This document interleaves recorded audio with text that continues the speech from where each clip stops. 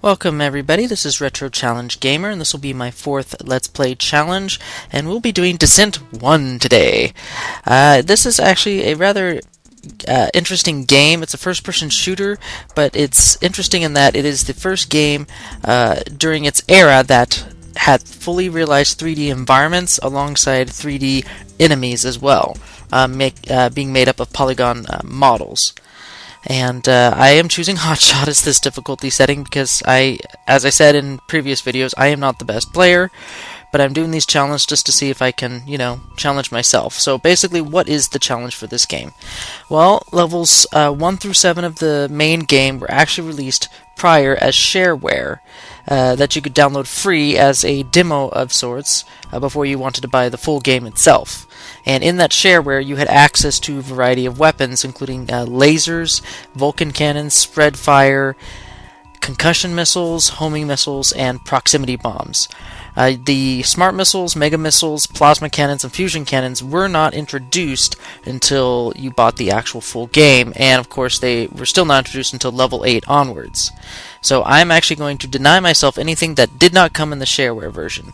And to top that off, I am not going to be doing any sort of invulnerability power-ups, just to keep things fair in this challenge. I am going to be using the cloaks, though.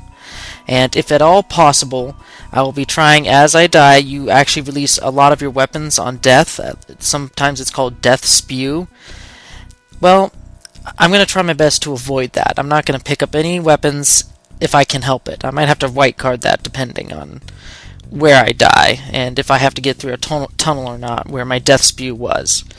So, all this, for those who've never played Descent, this will actually make more sense when you actually see me play in the game firsthand. So as we can see, we are in a dull briefing, but the material defender, who is punctuated by the gray text, is kind of a snarker a little bit. He doesn't really want to be here, but he knows he has to get the money to keep on living. So it's a job to him, and he can make fun of the bald guy over there called Dravis. Alright, so we get a enemy rundown. And Class 1 drones, they're not too bad until you get to the insane skill levels, and they're just nuts. Class 2 drones are actually less dangerous than the Class 1 drones, but they have a better dodging ability. Medium lifters, well, if you get caught by these guys, well, you deserve to get hit. Because they have no melee attacks to speak of other than coming up to you and ramming you. Small Hulk, just about the same as the Class 2 drone, not too dangerous, in my opinion. Okay, now we're getting some heavy lifters. Concussion missile shooter. The main thing you have to watch out for is the splash damage their missiles do. Okay, now, for such an interesting and sort of deadly-looking enemy, it's not really that bad. The spiders aren't terrible. And there's a few others that are introduced in the first 7 levels that they just, either by omission or just plain being forgetful, they didn't tell you about. The Super Hulk being one of them. The Class 1 Driller, I don't know. Then we might have a briefing on the Class 1 Driller. That's a topic in and of itself. So we'll get to that enemy when the time comes.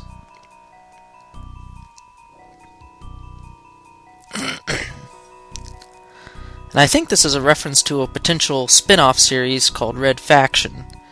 So, even back in the day when this was released, before Red Faction was even conceived, it's kind of interesting how they put allusions to game plot and scenarios that would happen in a much later game.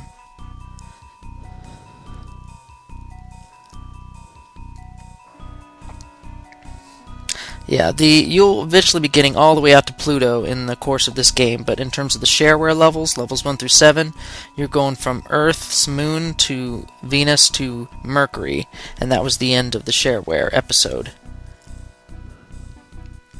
And then from Mars on outwards, you needed to buy the full game. So, yeah, this briefing's running a little long, but thankfully we're towards the end of it.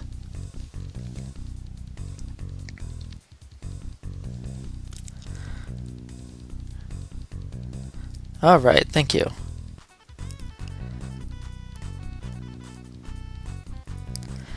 Alright, and just some preliminary information about the outpost we're going into, but nothing that's of real importance. Alright, let's start this. Okay, classic entry room, starting right off with the Class 1 drone. Okay, there's a lot of split-offs in this level, with most levels, that is, in the game. Basically, you could akin each and every descent level as to a maze, and there's certain parts of the maze that you really absolutely have to go to get the keys. Yes, there is a key, blue, yellow, red key setup, similar to first-person shooter days of old, where that was pretty much the sole factor of regulating player movement through each and every level.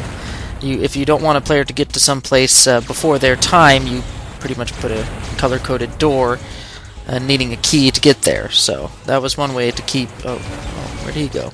Oh, there he is. That was one way to keep the player in check, to make sure they didn't get too far too early. So, let's see. So yeah, this whole area was basically optional. I mean, at least we found an energy center, so that was good. If you're running low on energy, which you can see right above my shields, is 92, 91, 90. If you run out of energy, you'll stop shooting lasers. You can't do any sort of energy-based weaponry. So that also includes the spread fire in this particular challenge run. Let's see. Here we go. And if you run out of energy, what do you have to fall back on? Well, matter weapons, which a Vulcan cannon is a matter weapon. It's just unfortunate that you can only hold up to 10,000 units of Vulcan ammo. So it's not that much of a backup. So if you have to fall back on nothing but the Vulcan cannon, it's time to start looking for an energy center or some sort of energy boosts that are dropped from enemies or just lying about. Otherwise, you're going to be kind of in a world of hurt with nothing to defend yourself with.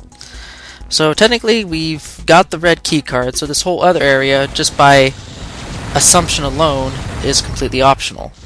Because we saw the red door straight from the entrance room. So there's really no reason to go over here, with the sole exception of if you want some more goodies. Which, of course, we do. Because if I'm going to be stuck with lasers, with the Vulcan cannon as my fallback, I kind of want a better laser. And that you can get here, from that enemy. So as you can see, I upgraded my laser to level 2. There's 4 levels of lasers. I think it's like orange, purple, white, and green are the colors that you'll do here. Alright, and bookending every single level, if I can get down there, thank you, is a reactor room. And there's the reactor. It's got its own little self-defense with the reactor shots, but your goal of every level is to pretty much get to this room, defeat the defenses of the reactor, blow it up, and then of course get to this exit right over here, before the whole place goes kabloo. And then you have nothing left but starting the next level with nothing but your level 1 lasers and stuff. And it looks like the coast is clear. That's the whole level 1. Let's go back and get some hostages. I mean, in the grand scheme of things, the hostages don't really make too much story plot-wise, but yeah, I guess you could call them the miners, or people who helped operate on... Wow, they're bigger than my ship. How do you fit in there? Look at that, I'm just tiny. But yeah, I guess they serve some purpose in the mines, I guess maintenance on the robots or whatever, but on the whole, they're just there for point collection to help you get full rescue bonuses for extra lives in between levels. But here's the escape sequence. Always a cathartic experience after every level. And that's that. We shall continue in the next level next time in the next video. See you later.